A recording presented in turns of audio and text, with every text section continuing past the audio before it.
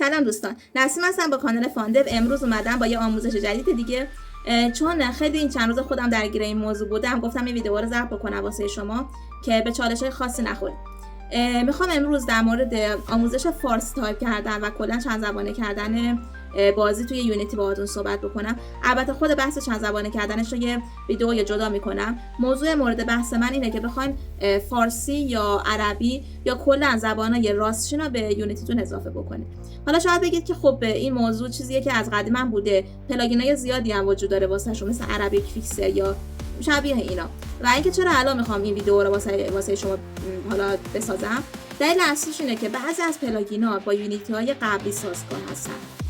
بذارین حالا پیچیده‌ترش بکنم واسهتون. ببینید ما قبلا توی یونیتی مخصوصا توی تکست مش برو که استفاده می‌کردیم، پشتیبانی RTL نداشتیم، یعنی نمیتونستیم از راست به چپ بنویسیم و خب یه سری پلاگینایی بود واسه این کار، مثل عربیک فیکسر که میومدیم مثلا استفاده می‌کردیم و با کد حالا بعضا تکستایی که داشتیم ما به عربی تبدیل می‌کردیم یا به فارسی و داخل تکست مش پرو اضافهش رو می‌کردیم.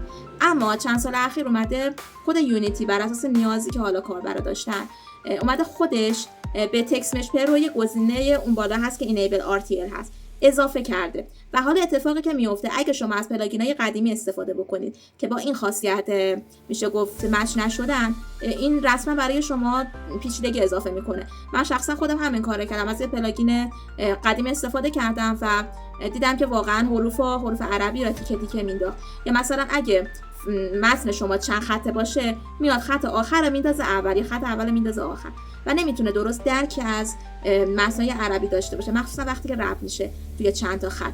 این مشکل 100% به وجود میاد. یا وقتی که فقط عدد داشته باشین، میخواین که از فارسی به انگلیسی یا انگلیسی فارسی کنین، مخصوصا حالت ریل تایمش اگه باشه، به مشکلات زیادی ممکنه بخورید. الان بهترین گزینه‌ای که واقعا وجود داره برای این کار اینه که از پلاگینای حالا قدیمی استفاده نکنید، مخصوصا عربی فیکسر جواب نمیده الان با ویژگی RTL خود یونیتی، و بیاد از RTL تکست مش پرو استفاده بکنید. من پلاگینش رو واسهتون توضیح میدم که به چه صورت هست، چه شکلی نصبش بکنید و چطوری ازش استفاده بکنید. همینطور یه قسمت از کدش رو بهتون توضیح میدم که چطور میتونید ریل تایم ازش استفاده کنید یا توی اعداد چه شکلی میتونید فیکسش بکنید. چون زمانی که شما ریل تایم بخواید از مثلا انگلیسی به فارسی برید یا انگلیسی به عربی برید، اون اعدادی که اگه فقط عدد باشه، البته اون اعداد انگلیسی یا فارسی میمونن یا نمیتونن درست فیکس بکنن و باید یه خط کد ریزی اون زیر بهش بدین که بتونه به صورت ریل تایم بعد از اون فیکسی که RTL انجام داد، اعداد رو هم بتونه برگردونه به اون زبانی که شما میخواید. و همینطور این که ما محدودیت فونت هم داریم و به این نکته هم باید توجه داشته باشین که توی ویدیو کامل بهتون توضیح میدم. با من همراه باشید. خیلی خوب، بریم که بهتون نشون بدم باید دقیقاً چه شکلی اینا نصبش بکنید و همینطور ازش استفاده کنید و در آخر اون نکته‌ای که گفتم برای ریل تایم استفاده میشه رو هم کدش رو بهتون آموزش بدم. خب توی حالت عادی شما وقتی که میخواین یه تکست مش رو بسازین، توی این قسمت هایرارکی، توی یو آی که برین، اینجا چند تا قسمت داره دیگه. میتونید تکست معمولی بسازین توی این قسمت، یا اینکه میتونید از تکست مش پرو استفاده کنید و یا باتن دراپ داون و اینپوت فیلد هم میتونید از تکست مش پرو استفاده کنید. حالا معمولا ما چرا از تکست معمولی استفاده نمی‌کنیم؟ چون کنترل تکست مش پرو خیلی بهتره و یه سری حالا کامپوننت‌های بهتری میتونیم روش اعمال بکنیم، مخصوصا روی فونت استاش و خب این خیلی بهتره واسه کار کردن. مخصوصا اینکه حالا البته اینجا ایمپورت نشده چون پروژه استفادهش نکردم، مخصوصا اینکه الان که می‌خوایم فارسی استفاده بکنیم، تکست مش پرو خیلی امکانات بهتری بهمون میده. خب ایمپورتش که می‌کنیم خودش به صورت خودکار میاد، این تکست رو واسمون میسازه. الان من دابل کلیک بکنم، چون زیر مجموعه یو آی هست، زیر مجموعه کنواس قرار میگیره و حالا آموزش یو آی رو اگه نمیدونیم به چه صورت هست، من توی آموزش جداگانه‌ای واسهتون حتما ضبط میکنم. این آموزش مقدار سطح پیچیده‌تر و پیشرفته‌تری نسبت به آموزش مبتدی داره. خب بریم سراغ جزئیات کار. ببینید الان این متنی که اومده وسط صفحه من قرار گرفته، این انگلیسیه. خب طبیعتا حالا من میخوام فارسیش بکنم، مثلا بنویسم سلام. خب ببینید توی خود تکست مش پرو که دارید میبینید، ببینید چه شکلی سلام نوشته، حروف جدا نوشته، از چپ به راست نوشته. حالا یه گزینه اینجا هست، این پشتیبانی RTLش هست که بازم وقتی که اینا ما تبدیل میکنیم به RTL، بازم حروفش جدا داره میفته از هم دیگه و این سلاما وصل نمیکنه به هم. حالا مسئله ای که هست اینه که خب فونتی هم که ما الان داریم استفاده می‌کنیم همونطور که می‌بینین فونت خود دیفالت یونیتی هست و پشتیبانی زبان فارسی اصلا نداره. فونت اسیدایی که شما استفاده می‌کنید باید پشتیبانی اون زبان خاصی که می‌خواین رو داشته باشه. مثلا این فونت اسیدا بیشتر برای انگلیسی کلا لاتین استفاده میشه. اگه مثلا زبان‌های عربی یا فارسی که خب یکیه از نظر ساختاری، اردو یا چین، ژاپن، کره، اینایی که کلا حروفش کاراکترش فرق داره رو بخواید استفاده کنید باید اون فونت مناسب اون زبان پیدا بکنید. حالا من تکست مشپرو رو که نصب کنم بهتون نشون میدم چون خود پکیجش RTL تکست مشپرو اومده یه سری فونت داخل خودش قرار داده واسهتون و لازم نیست خیلی وقت بذارید دنبال فونت بگردید مگر اینکه اون فونت خوب نباشه واسهتون. خب تا اینجا کار دیدیم که توی یونیتی به صورت دیفالت استفاده نمیتونیم بکنیم از فارسی و حتی این RTL ادیتورش رو هم که فعال بکنیم بازم مشکلی حل نمیشه حتی اگه من اینو از راست به چپ بکنم. خب حالا چیکار میتونیم بکنیم؟ اینجا یه پلاگین هست به اسم RTL تکست مشپرو من لینکش رو قرار میدم. اینجا میتونید برین دانلودش بکنید. حالا روش نصبش اگه یکم بیاین پایین‌تر اینجا اینستالیشن زده روش کلیک بکنید دو تا روش نصب داده. یکی اینکه پکیجش رو به صورت همینجا دستی میتونید دانلود بکنید اگه اینترنتتون ضعیفه که من خب همین مشکل دقیقاً دارم و میتونید دستی ایمپورتش کنید که خب اینجا نمیتونید آپدیت کنید یعنی اگه آپدیت جدیدی بیاد نمیتونید شما آپدیت کنید. واسه همین من پیشنهاد میکنم اگه اینترنتتون اوکی هست از این روش اوپن یو پی ام استفاده بکنید. حالا چه شکلی میتونید نصبش بکنید؟ ببینید توی یونیتی که برید توی ادیت پروژکت سیتینگز که بزنید اینجا یه گزینه داره به اسم پکیج منیجر. خب روی این که برید اینجا همین محیطی که دقیقاً اینجا واسهتون نمایش داده رو میبینید. من بذارمش کنار این یونیتی من بذارم این گوشه. خب ببینید عیناً همین چیزایی که داخل اینجا نوشته رو اینجا خودتون بنویسید توی این سه تا فیلدی که اینجا قرار داره و سیو رو بزنید. وقتی که سیو میزنید چه اتفاقی میفته؟ توی ویندو که برید توی پکیج منیجر اینجا یه گزینه دیگه واسهتون اضافه میشه. خب خودش گفته چی؟ مای رجیستریز. خب اینجا اضافه میشه بهتون. روی اون گزینه که کلیک بکنید دقیقاً همین صفحه واسهتون میاد و این RTL تکست مشپرو میاد که میتونید روش کلیک کنید و این اینستالش بکنید. نه خودش زده این اینستالش میتونید این اینستالش بکنید. اگه از این راه پیش برید خود پکیج به این صورت واسهتون ایمپورت میشه. فقط توی قسمت پکیجز میاد واسهتون ایمپورت میشه و توی asset نمیشه. اما میتونید در آینده اگه آپدیتی دادن شما آپدیت بزنید و راحت آپدیت کنید. لازم نیست که دوباره پکیج رو حذف کنید دوباره نصب کنید. مثلا ببینید 5 ماه پیش اینا یه آپدیتی روش ارائه دادن. خب این از روش نصبشه. حالا من که میخوام دستی asset وارد کنم چون الان اینترنت واقعا شرایطی نداره که بخوام با یو پی ام برم اینجا توی قسمت که asset که دانلود کردم میندازمش توی asset اینجا واسه من نشون میده ایمپورتش رو. ببینید فایلاش یه سری فونت اسکریپت یه سری سینای نمونه هستن که انواع حالت‌ها رو اومده توی یه سین نمونه واسهتون نمایش داده که خب خیلی خوبه واسه کسایی که تازه کار هستن. یه سری فونت هم اضافه کرده شیدر اضافه کرده. ایمپورتش میکنم یه مقدار کمی طول میکشه.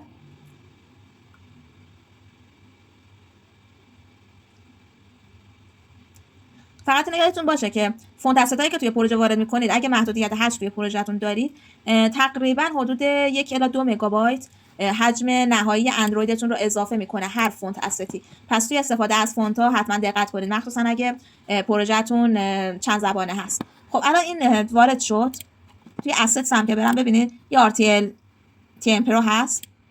بازش که میکنم یه سری فونت داره. الان ببینید من این چیزی که قبلا زده بودم توی فونت فارسی اگه بخوایم پشتیبانی فارسی الان داره بذارید اینجا بیارم اینا عربی کشو زده. ببینید با وجود اینکه من فونت عربی زدم توی تکست مشپرو معمولی به صورت حرفای جدا واسم داره نمایش داده میشه. حالا چیکار کنم؟ اینجا دقیقاً همون شکلی که تکست مشپرو رو اضافه می‌کردم خب میتونم RTL هم اضافه کنم. وقتی پکیج وارد کنید اینجا میاد بالا سر تکست مشپرو RTL تکست مشپرو هم اضافه میکنه. برای این اضافه میکنم. خب دقیقاً شبیه همونه یعنی یه جورایی اسپری کرده از خود تکست مشپرو و اگه خودش هم بری دقیقاً حالا بذارید من باز کنم نشونتون بدم دقیقاً چه اتفاقی داره میفته. ببینید RTL تکست مشپرو دقیقاً اسپری کرده از تکست مشپرو و میتونید راحت ببینید کداشات یه سری تفاوت داره حالا که کدای اضافه‌ای هست که نوشته واسش. حالا چه تفاوتی با خود تکست مشپرو داره؟ این قسمت اکسترا ستینگز رو ببینید این پایین اینجا اگه خواستید فارسی بکنید خودش هم توی پلاگینش کامل توضیح داده توی این صفحه که چه مزایایی داره یا چه قسمت‌هایی داره میتونید کار بکنید و گفته که اینپوت فیلد اینا هم داره دقیقاً مثل خود تکست مشپرو هستن. حالا یه قسمتی بود که اینا رو نوشته بود، من اینا رو نشون بدم.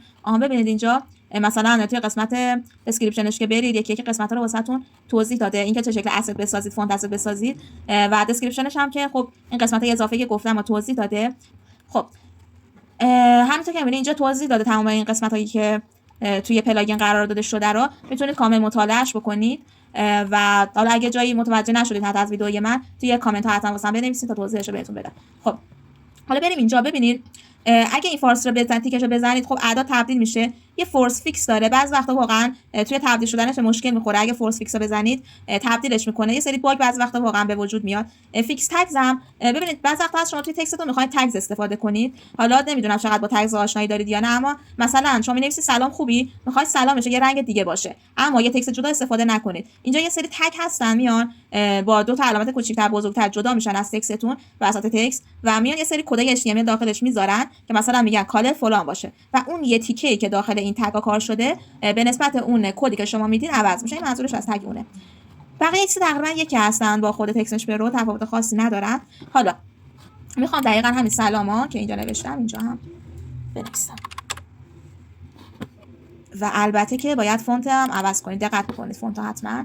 خب من اینو میارمش بالاتر. خب تفاوت ببینید، این اومد یه قسمت اضافه کرد RTL تکست اینپوت و اینجا اون سلامی که من نوشتم و کامل به هم دیگه وصلش کرد. حالا بعضی وقتا بعضی از پلاگینا هستن قدیمی تر که میان این کارو انجام میدن خودشون، اما نکته کجاست؟ وقتی چند خط بشه بعضی وقتا اون خط سومی میاد خط اول نمایش داده میشه. حالا چون من از اون پلاگین استفاده نمیکنم نمیتونم نشونتون بدم، اما کاری که این RTL تکست رو میکنه اینه که خودش خطا رو تشخیص میده و خودش کلا اصلاح میکنه دیگه. لازم نیست شما پیچیدگی کد اضافه بکنید یا اصلا کد بزنید، کافیه فقط تکست رو بهش بدید و خودش تمام کارهای لازم رو انجام میده. حالا بعضی وقتا هست شما عدد دارید، خب مثلا 1 2 3 عدد داریم الان توی همینجا استفاده کردم نمیزنم. ببینید اگه اعداد رو نوشتید و به فارسی تبدیل نشده بود میتونید این فورس فیکس ها بزنید و تبدیل بشه. حالا بعضی وقتا با وجود اینکه حتی توی کد، مخصوصا اینا بیشتر ریل تایم من که بهتون دارم میگم، توی کد بعضی وقتا با وجود اینکه فورس فیکس ها میزنید هم این از انگلیسی به فارسی تبدیل نمیشه همون لحظه که زبان عوض میکنید و باید حتما این ریفیکس اتفاق بیفته واسهتون. حالا این ریفیکس توی کد چطوری انجام میشه؟ خب اینجا برای اینکه بتونید از RTL تکستش رو استفاده بکنید اول اصلا باید یوزینگش کنید.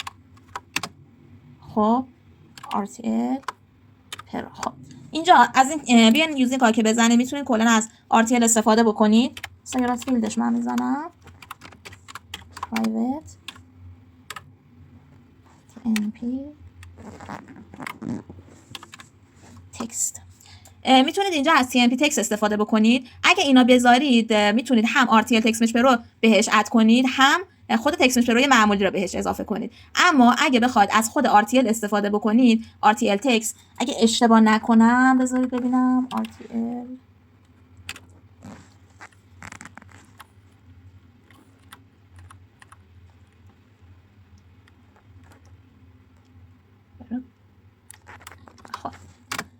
اینا که بزنید، حالا من دقیقا اینا کپیش میکنم که اینجا استفاده کرده بودم، اسمش هم همه میذارم. اینا که بزنید کلا میتونه دسترسی به کلاسای RTL تکست رو هم داشته باشید. حالا منظورم از کلاسای چیه؟ دقیقا همین فورس فیکس و آپدیت تکست هست که اینا خاص مخصوص RTL تکست رو، مثلا این قسمتای پایینی اینا کلا مخصوص خود RTL هستن و این خود کلاس RTL تکست رو که اینجا استفاده بکنید میتونید از این امکانات هم استفاده بکنید. خب حالا مثلا شما اگه بخواید، حالا من توی استارت میزنم، شما اگه بخواید یه تکستی بهش بدین میتونید بنویسین RTL، درست نوشتم نه RTL چی بود اسمم، تکست متغیری که زده بودم اینا. خب دات تکست دقیقا شبیه همون تکست رو استفاده میشه و اینجا من اصلا اضافه میکنم، مثلا یه سلام خوبی مینویسم و اینجا. خب حالا اگه خواستین که توی ریل تایم اینا رو عوض کنین، من الان توی استارت پروژه دارم عوضش میکنم، اما توی ریل تایم اگه خواستین عوض کنید و طبیعتا وقتی زبانات توی ریل تایم عوض میکنید یه سری تنظیمات مثل همین فورس فیکس ها اینا باید بهش اعمال بشه. واسه همینم اینا تو روش کنید فورس فیکس ها.